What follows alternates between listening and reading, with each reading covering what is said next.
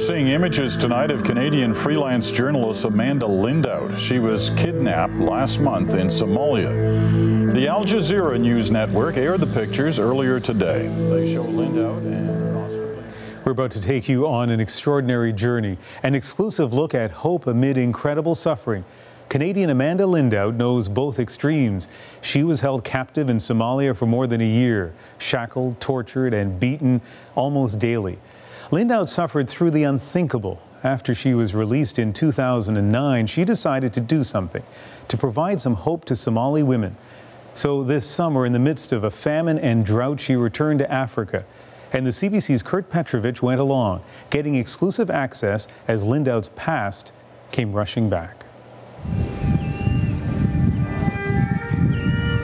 Kenya's arid northeastern wilderness is a veritable oasis for Somalis fleeing the civil war that started 20 years ago. There's food and water during the worst drought in 60 years. But even here, help is in short supply.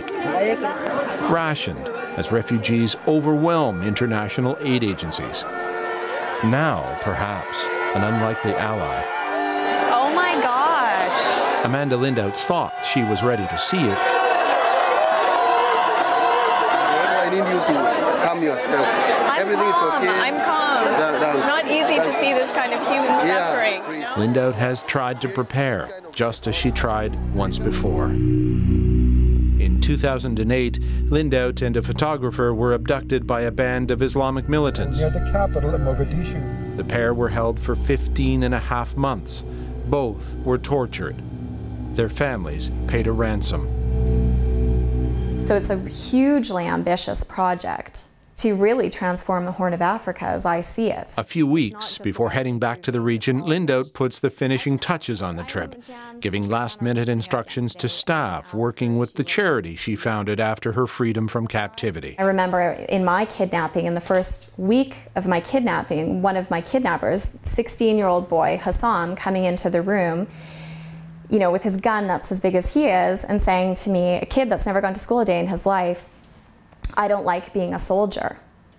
I wish I was a student. Lindout's Global Enrichment Foundation raises money to send Somali women to university, start small businesses, and develop their potential. Look, it's our basketball Oh, they've got their uniforms on. Oh, these are girls that have never had running shoes before. They've been playing basketball without hoops. But just sending care packages and cash into the country is no longer enough. Lindout has decided she needs to face the people she's trying to help. I don't feed my fears. This is something I learned when she was in captivity. Lindout's mom is understandably anxious about her daughter's return to the region. I believe so much in what she's doing. I completely understand that what she's doing will not only change the future of Somalia, but of the world. Lindout's latest plan is to send every Somali child living in the refugee camps in neighboring Kenya to school. The cost? $60 million. $60 million is a goal that I have no question that I will be able to raise that amount of money. Yay! Now you can keep it or donate it or whatever you want to do. One of Lindout's visitors on her last day in Canada is Jan Arden. The Alberta singer-songwriter became friends with Lindout's parents while they struggled to raise the money to free their daughter. I guess she used to come to my concerts when she was quite young. I won't say how many years ago it was. And now you're coming to her house. Yes. She's about to head off to Africa. What do you think about what she's doing? Crazy. I mean, it's wonderful, but I guess for me to think of going back anywhere to Africa after being in captivity for 460 plus days would be so unthinkable to me. I would think that would be the last place on earth. Don't you think we should sit outside? Yeah. Do I want to be somebody that allows fear to restrict my, to control my life and restrict what I want to do? I don't. So should I allow myself to, sit too long in fear about it and anxiety? Those moments come up, but I dismiss them fairly easily. Successful trip. Aww. Not so easily, as it turns out. And family. A few days later, Lindout is in London, ready to board a plane for Nairobi. Well, it's sort of confronting, going back to the continent where I lost my freedom for so long.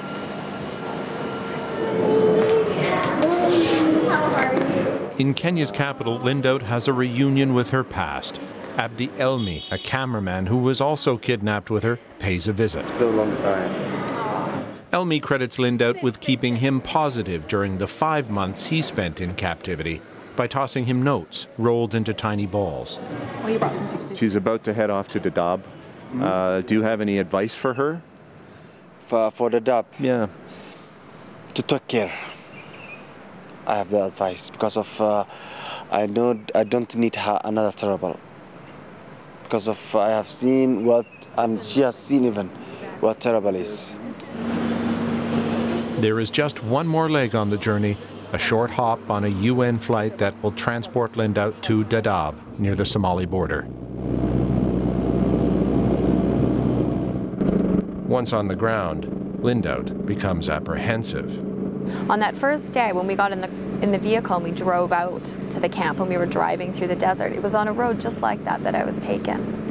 And the fear that I felt on that initial trip, from the compound to the camp, was very intense, very intense. It almost took my breath away. Lindout struggles to keep that fear in check. So we should make sure that Ryan's always with us. He's kind of like going off. Lindout is concerned her personal photographer isn't by her side.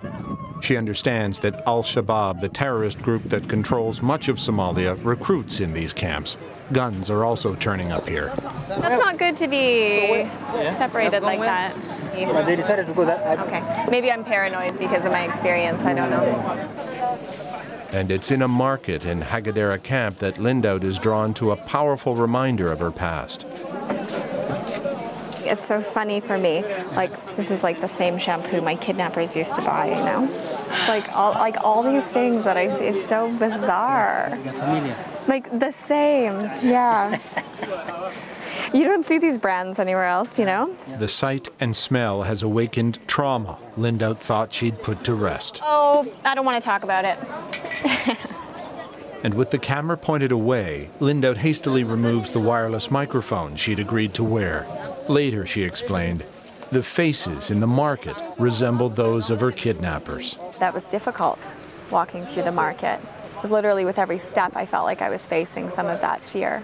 Okay, you know, I'm being told this environment is safe, but yet it's personally confronting because the last time I was in an environment that looked just like this, you know, I lost my freedom for a really long time. The next day will be an even bigger test of her emotions.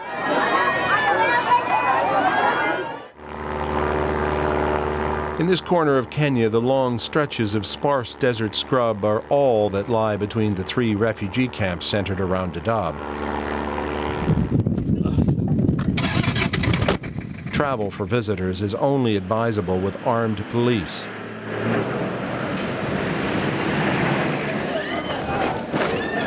Every new refugee must come here, the UN registration center at Ifo camp.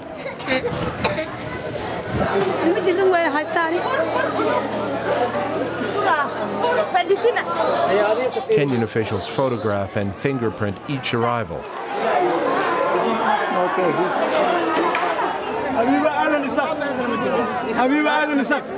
But there's a backlog, and Somalis already exhausted by their trip must wait several weeks just to get in. Lindout moves among those who've been waiting days to be processed.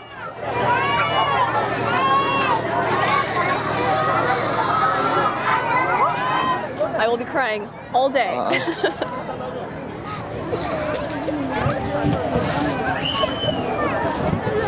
These are her children. These are all mine. 5 children. 5. Safia Mohammed is 30, the same age as Lindout. Mohammed had 6 children when she set out for Dadaab 3 weeks ago on foot. One child died on the way. So they had no food, they only had water. She wants to stay. Yeah, she said because there was a lot of conflict, there's a lot of war. I used to hear a lot of bullets, but here it's peaceful. So she wants to stay here with her kids. Yeah. God, this is so awful. It is just, oh my gosh. And like these people have been walking for like 20 days. children dying en route to Dadaab is a common story Lindout hears as she talks to women waiting to be processed. I don't think there's anything that can actually prepare you to see firsthand this kind of human suffering on this level. You know, starving children that don't even have the strength or the energy to move out of your path when you're trying to step over them. I spoke to a mother who has 5 small children who also did that same journey 10 days from Kismayu, whose eyes just welled up with tears, you know, when I asked her about the future.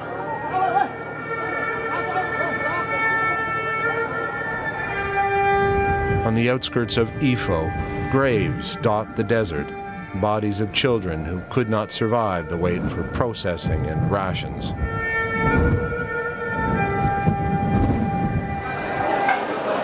But every single day, aid on a massive scale is doled out in the camps. Let's let everybody catch up. Lindout was warned in advance that the crowds at the food distribution center in Dagahali camp would be large. Oh my gosh.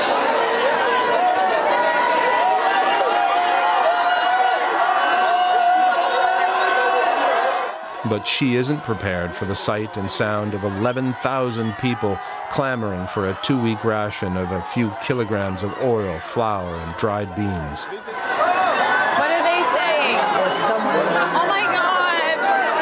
Somebody has to help him! An elderly man is being crushed by the throng behind him. There's an old man that's fallen down inside.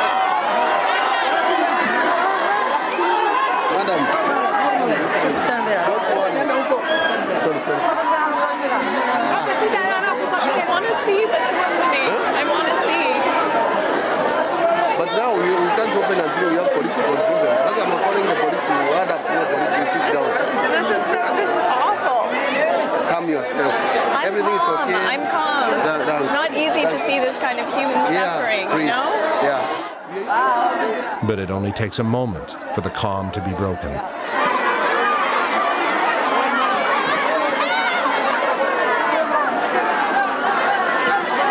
The crowd is uncontrollable as people penned for hours sprint toward the ration lines. Lindout flees for shelter. You can see that in a moment, you know, riots could occur. In a moment, very desperate people, very hungry. I know what it's like to be very hungry too. We'll be right back with the conclusion of our documentary as Amanda Lindout continues on her journey of hope. More memories of her captivity come surging back. When I met that very special little girl and she told me her name, I had a real moment there.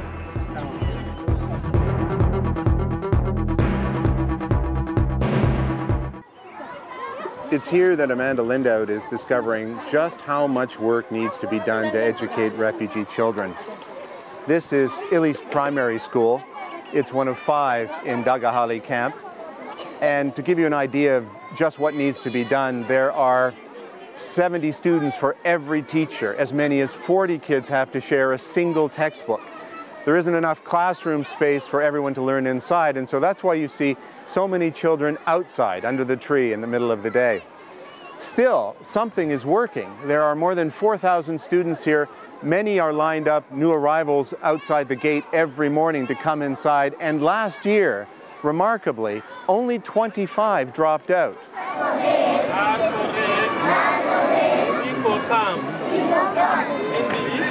I was completely dedicated to this before coming here, and there's nothing else I'm going to do with my life. Lindout believes that if every child gets an education, if there are enough schools, textbooks, and teachers in the camps, and students are taught conflict resolution and leadership skills, many will return to the chaos of their home country as peace builders.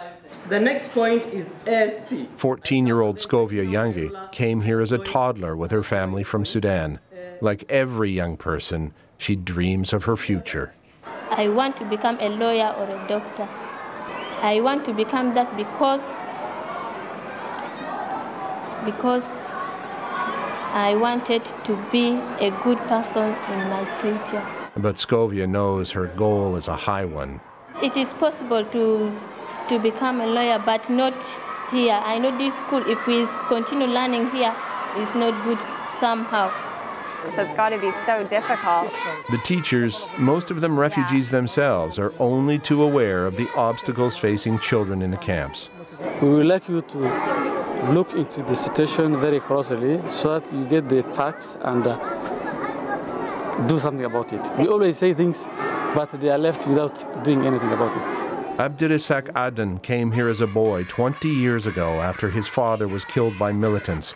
Like most refugees who come to the camps, he never left. I would like to see the number of students by class to be reduced. Abdirisak earns less than $100 a month, but his priorities for improving education all deal with the welfare of his students. Textbooks, a school library, materials for a science class. Lindout is inspired by the school visit. We can do this. We can make this happen. Hello. Nice to meet you. Do you speak English? The tensions of the past few days subside, and reminders of her abduction recede for a while. But the past is never far away. Another day, while touring an area flooded by new arrivals, Lindout has a chance meeting with a 7-year-old girl named Amina. That was the name Lindout's kidnappers gave her. It's a detail Lindout says she'd blotted from her memory. It's not like I remember on a daily basis that for 15.5 months of my life I was called by a different name. That's almost something that I've forgotten about. And when I met that very special little girl and she told me her name, I had a real moment there. That one's good. When she was kidnapped, Lindout was on her way to a camp for internally displaced people in Somalia. What's your name? My name is Leopold. She was working as a freelance journalist. Now, Lindout is once again determined to tell a story for the camera. Her story. And you're going to look just right there into the camera, right here. Lindout is making a promotional video to raise money. My country is Somalia. My country is Somalia. Your country is my country is Somalia. Lindout's ideas have the approval of one of the largest aid agencies working in the camps. Camera, keep your eyes. CARE International has been here since the beginning, distributing food and water for 20 years. It's the same agency that funds the overcrowded schools. I learn. She can do a lot, actually. Michael Adams, the Canadian in charge of CARE's camp activities, believes if Lindout is successful, her pledge to build more schools and train teachers could at least prepare refugees for the possibility of returning home. I always have to have that in the back of my mind because it's, you know, if we just kind of came here and maintained this care and maintenance mentality, then we would never be out of the cycle. We would never strive to do something more than just the basics. But there are those who look at the past 20 years and see futility in Lindout's plan. But we still struggle. I think somebody like that is an example of an individual who has a goodwill, but it's too little. It's too little to do much in terms of fixing Somalia. Badu Katello is Kenya's Commissioner for Refugees. He believes the best chance of assuring a future for Somalia is international military intervention in that country, not a well-meaning fundraiser from Canada with a big idea. This is small. It's a drop in the ocean. It's not anything to rely on to bring peace in Somalia. I think if education was to bring peace in Somalia, then it should have happened a long time ago. Because in 1991, when the refugees came here, they are all educated. So to anybody who's questioning this right now, that's fine, that's fair. It is incredibly challenging environment to work in. But time will tell the story.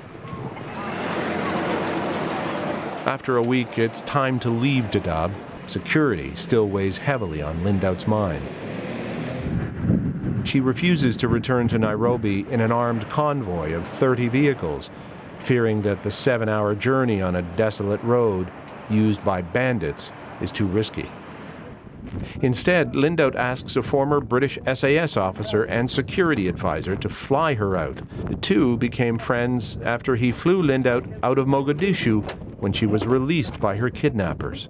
That was the plane that brought me to freedom. The same aircraft? That was the very same plane that came into Somalia and picked me up with the same pilot. It was really significant for me. The trip, now at an end, has given Lindout an unexpected reunion with difficult memories as well. I don't think that I was totally prepared actually for how hard it was going to be for me in many different ways, seeing that human suffering, but also the personal journey that I've gone on just in the last week coming back here and being in an environment that is essentially Somalia. Somali people, Somali food, the language. You know, I had to wake up and make a decision every day not to let that fear hold me back.